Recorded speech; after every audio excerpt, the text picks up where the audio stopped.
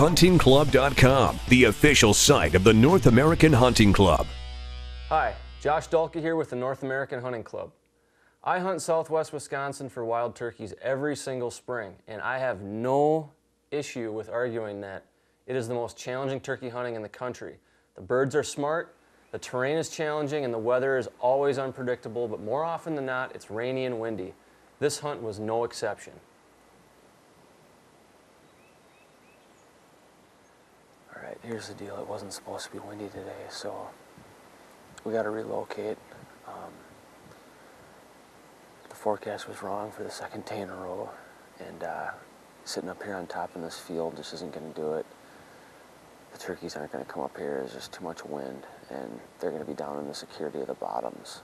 So we need to pack up and get out of here, even though it's prime time. It's for the better. So, thinking that the turkeys want a little bit more cover from the wind rather than being out in the open field we initially set up on, we dropped down the ridge into a strip of woods. Now, at the edge of the strip of woods was a real steep drop that goes down into the bottom of a coulee. I crept up to the edge and looked down. I see a black ball down there. There's a turkey down there. I saw it. I knew it was some sort of turkey. I couldn't tell if it was a tom, a hen, or a jake. I didn't know what it was. It's just at the bottom of that hill. It was, I don't know, I think it was strutting.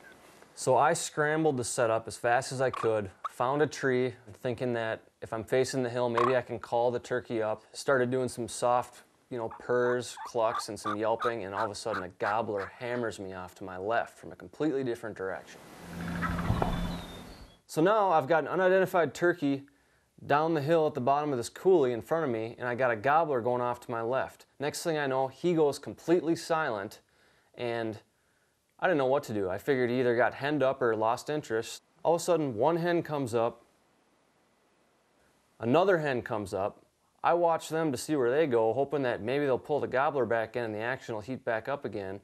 And next thing I know, there's a tail fan illuminated in the sun. He had pulled the old silent approach trick that a lot of old boss toms do. He came in silent. He was probably strutting around behind some trees where I couldn't see him. Next thing you know, he's got two hens in his lap, so he wasn't coming an inch further. I kept clucking, and he kept looking in my direction, and I could see him strutting in and out from behind these trees, but he wouldn't present a clear shot. His spit drumming was so intense, his show was so great, that at that point I could have cared less if I actually took him down. I was just enjoying myself out there in the outdoors, watching this turkey put on his spring display, and I was waiting for a clear shot. If I get one, great. If I don't, I would have been perfectly happy leaving the woods that day, given that I saw the most amazing display in my life. After some clucking and back and forth, he kept sticking his head up, looking my way. He finally presented a clear shot. I took it, delivered him a payload of number 6 heavy shot, and that was the end of it.